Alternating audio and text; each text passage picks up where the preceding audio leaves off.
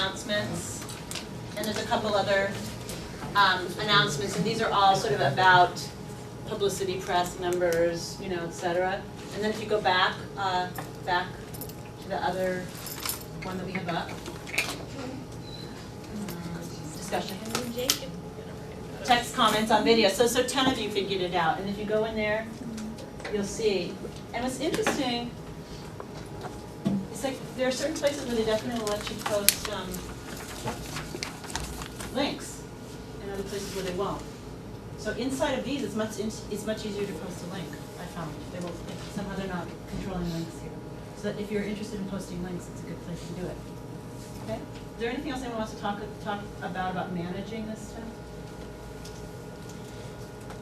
Well, it's probably going to get really big because we all have to do it so often. So maybe we could open up new forum things per date or Per day. Do it like a week by week basis. Okay, well maybe class by class. Will somebody volunteer to do that? Thanks. It'll just be for about a month, and then things are going to change anyway. Okay, go back up, Yuri. So if you go see our videos, I've been commenting on all of them. I think I'm the only one. I just wanted to sort of start that as a practice. But I think it would be really helpful if you guys start having some dialogues about the videos internally. Especially if it's not me. So, I mean, I think I've posted on all of them. I may have missed one or two, but I definitely watched them all. And is this one from someone in our class? It looks like it's from Showtime. That's what I thought. I didn't. 12,000. See, that's the thing. It's a little hard for me. And then the teaspoon slide. Who posted that?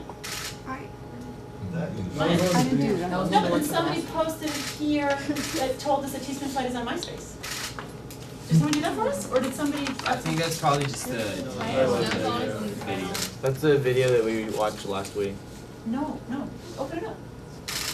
That's always the Who's MYM?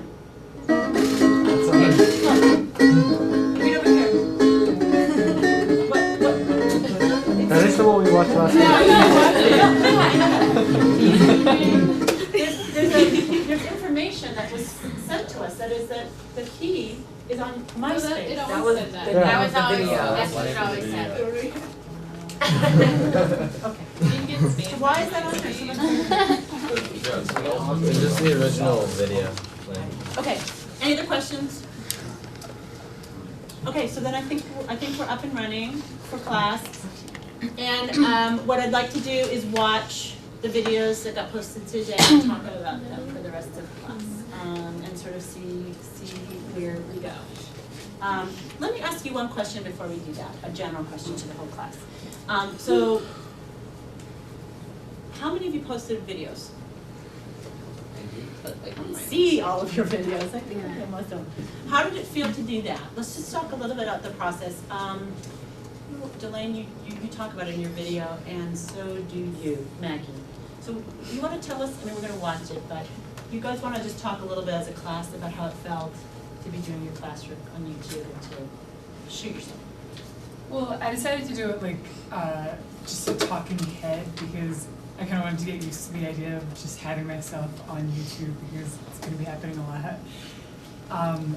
And also, and it made me realize like how, I don't know, I think it takes a certain kind of person to keep like a video blog or to like do that on a regular basis.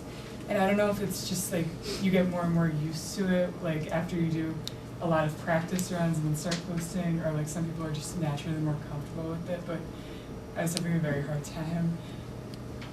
What is that certain kind of person who likes to have a video blog?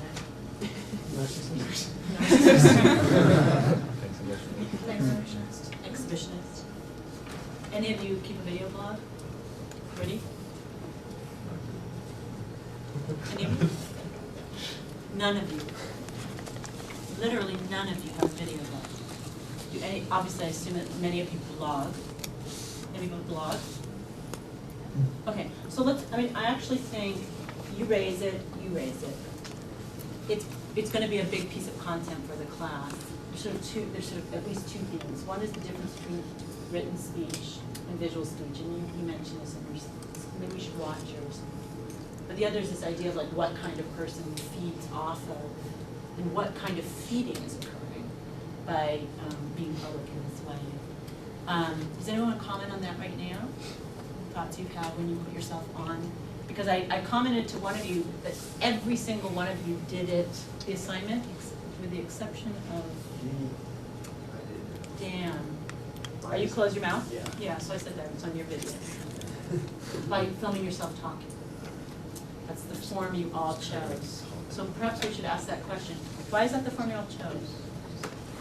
For video. I'm sorry, what did you, I didn't quite hear what you said. Everyone dealt with this assignment by filming themselves talking.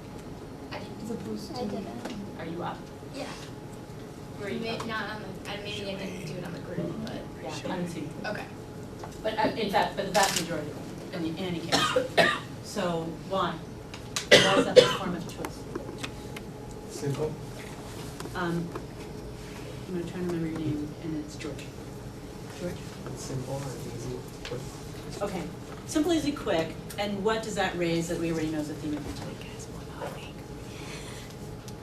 The democratic possibilities of the medium. So like, lots of you have never made videos before, it's simple, easy, quick, you just get it up. It's that soapbox thing, right? But why else, I mean, we're media studies students, what else can you, what kinds of thoughts might you have about the choice of the talking head, direct-to-camera style of 9/10 of the videos? Did you want to say something about that? I was just going to say, a lot of us probably don't have the media editing capability to make an actual video with something that we're doing. Simple, easy, cheap. It is by far the simple, easiest, cheapest. It's about, again, other ideas about why that's the method of choice? Darren? That's what a lot of people do on YouTube when they're responding to a video or a comment. Okay. So one of the things that we want to think about, like what are we actually going to do in this class? And one thing we might contribute to YouTube studies is defining what the vernacular or the vernaculars of YouTube are. You know, like that's what people do on YouTube. You know, they use a lot of exclamation points. You know, I just cannot stand the comment function. It's just such a waste of space. And they make videos in this style, and all my videos so far are in this style too. Why is that the vernacular of YouTube? Any reason besides the cheap, easy soapbox reason, Maggie? It might make you feel like you're getting attention, because there's not really a way, like, in face-to-face contact with people that you can guarantee that they're just focused on your head talking. Okay, so listen, one of the things as a media studies professor that I always want you to think about is how form and content are linked, right? How certain kinds of ideas produce certain kinds of forms. It's not random. So if YouTube is really about celebrity, whose video is that? I'm a celebrity. Yours. Justin. Okay. If YouTube is really about the primary function of it, or one of the primary functions is about producing celebrity for people who feel like they're not being heard, then that form is connected to it. Can anyone think of any other reasons besides celebrity and ease of production? It's a way of having a conversation that actually, because when you film yourself, you're essentially talking and then people go through responses, so it's kind of like a really long extended conversation. Okay, so sort of thinking about YouTube as a new form for communication. Any students of documentary in the room? Jessica? There's a tradition of this kind of documentary making. Can you tell us a little bit about it? Well, putting yourself on camera, putting yourself out there, putting a face to a name is totally different than documentary style when you're off camera, even if you're just speaking, because it's really forcing people to look at you and believe you. I think that putting your face up, putting a face to a name makes you more believable. People want to see that, and if they just hear a voice and they see like a scene, Okay. then they're not gonna associate with you. So they're not giving your ideas. They're not associating with your face, I In guess. history of documentary, Delane raises a question about authenticity. We'll get there soon.